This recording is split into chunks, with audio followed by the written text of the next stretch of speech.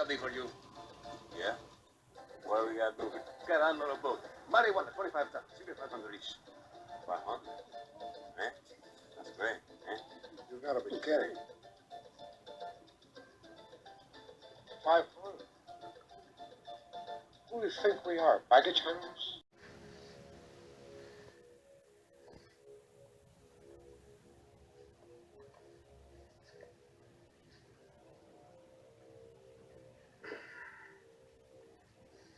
Every dog has his day. Vamos. You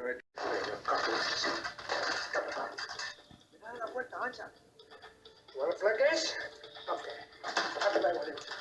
Come on. Okay. You want to play rough? Okay. Uno. Say hello to my little friend. What's up, guys? Sam here, Contagious Collection, back with another video. Welcome to my channel. Welcome to the game room, back with another one. Very excited for this. We're going back to the 80s. Let's hop in that time portal, traveling back in time, have fun with this. You still know the drill. Sit back, relax, grab your favorite drink and snacks, and here we go, guys. Hope you guys enjoyed the video. And I told you guys that I'm going to be pumping out a lot of videos, and I'm just working on it, man, one after another. And there's more coming, of course, so stay tuned for that. Just giving you guys a little heads up.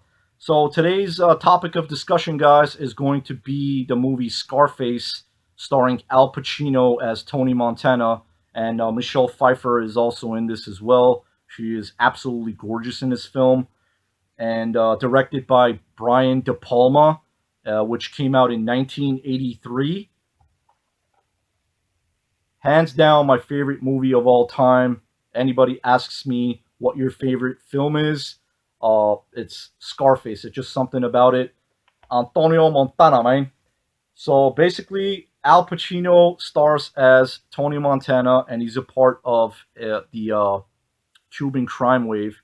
And I'm going to be talking a lot about this and giving, a lot of the favorite quotes in the movie as well. Not a spoiler alert or anything like that, just to give you guys an idea if you have not seen the film. It is rated R. There's a lot of gunfights. There's a lot of cussing, a lot of bad words in it. And I believe in this film, he drops the F-bomb, Al Pacino just himself, about 200 plus times in the film. And there's even a special feature where you could turn it on, and it counts every time he says the F word, which is absolutely hilarious. And there's a lot of humor in this as well, besides like being an action and drama film, and of course, it being about like drugs and all kinds of crazy stuff like that. And it's something about this, guys, where I also want to give my 2 cents. Of course, there's a lot of bad things and bad elements in the film, and this is all for entertainment purposes. I always take the good things and put the bad things aside. This movie is not for children. I do not recommend that. Letting you guys know, if you have kids, obviously it's rated R. It's pretty bad. There's a lot of cussing. There's a lot of blood in it. A lot of gore and all kinds of crazy things happen in the film. Anyway, so basically Tony Montana is a part of the Cuban crime wave. And at the time, Fidel Castro was letting out all sorts of people from Cuba, and they end up landing with boats from Cuba to Miami, Florida, and they're held in like some kind of like a camp, where it's kind of like a jail basically. They can't let them out because they don't have green cards, they're not citizens or anything like that. So there's a part where his friend Manny Manolo, he pulls him aside and he tells him that a friend basically has promised us a green card if we do a favor for him. So they end up doing something. Again, I don't want to give too much away of the film, and if they get that job done, they end up getting their green cards. And there's a part where they're actually talking, and he says to Al Pacino says to his friend, well, Tony Montana says to his friend Manny, he says, "I kill a communist for fun, but for a green card, I'm gonna carve him up real nice." So he basically goes along with that, and then they end up getting their green cards. They end up working as in some kind of like a little like a coffee shop, like a restaurant type thing, a little hut where they serve coffee and like all kinds of sandwiches and stuff like that. So it's basically like a little restaurant, small restaurant style where you could get like fast food, windows open, and all that stuff. So, and there's a part where he's already complaining to his friend, like, I didn't come to the United States to break my back. So he wants that dream. He just wants to go up in life and like just get that money and live the American dream, the land of opportunity, basically. So there's a part where the guy that runs the shop calls him. He says, "Hey, your friends are here. They're in the parking lot. You better finish up quick. You got a lot of work to do. This and that." So they come across and they're talking and making like a negotiation. And you guys got to do this and do that. And we're gonna give you guys 500 each. So right there again, Tony Montana. Tony disagrees. He goes, "What do you think we are, baggage handlers?" You know, and so the guy that's giving them the deal, he gets a little irritated, and he has a gun in under his arm in his suit, and he's about to like shoot him. So the guy next to him holds his arm. So basically, what they do, they end up basically setting them up. So he goes, "If you guys pull this off, you guys got to get the the drugs and this and that, and nothing better happen with the buy money, because if anything happens to that buy money, you guys are screwed. My boss is gonna do this and that and blah blah blah." So basically, they have to get the drug and they have to keep the buy money, and on top of that, they're getting set up, not knowing. But he figures it out afterwards that that guy Omar actually is setting him up. So they get through with that. So there's a part where they're gonna go and he back then, good old days. Remember when they had payphones, and he calls that guy. So that guy's a little bit surprised, like saying that how is this guy alive? Probably in the back of his mind, and he was supposed to be dead, but he pulls it off.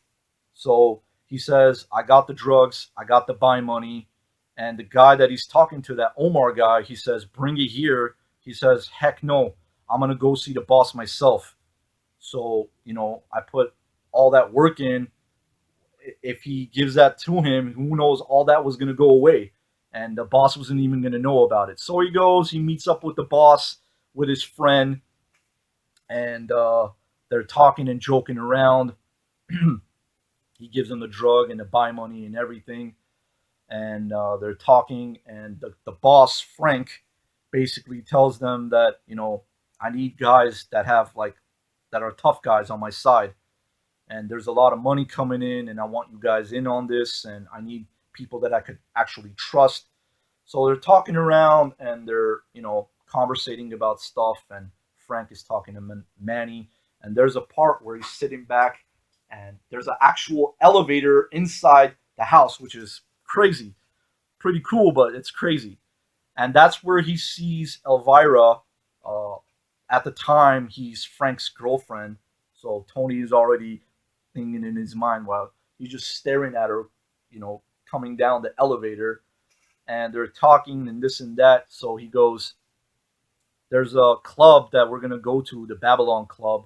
I want you guys to come with me. Are you guys hungry?" And Tony Montana, he goes, "Yeah, I could eat a horse." Like he's that hungry. Like, I could eat a actual horse. Obviously, a saying, but it's pretty funny. So they go to that club afterwards, and again, I don't want to give too much away of it. Absolutely amazing film. If you guys haven't seen it, definitely give it a watch. Al Pacino, Scarface. Of course, there's a lot more great sayings where there's a part where it's almost around the ending. And of course, it's like one of the biggest well known sayings where he's holding a machine gun and he says, "Say hello to my little friend." And there's so many other great quotes.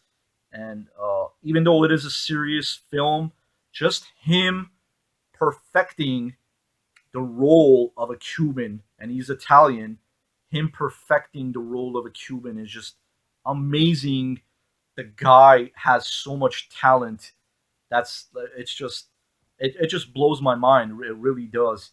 And I remember there's a part in the film where there's parts where like the director Brian De Palma is talking about the film. They actually had Cubans on set.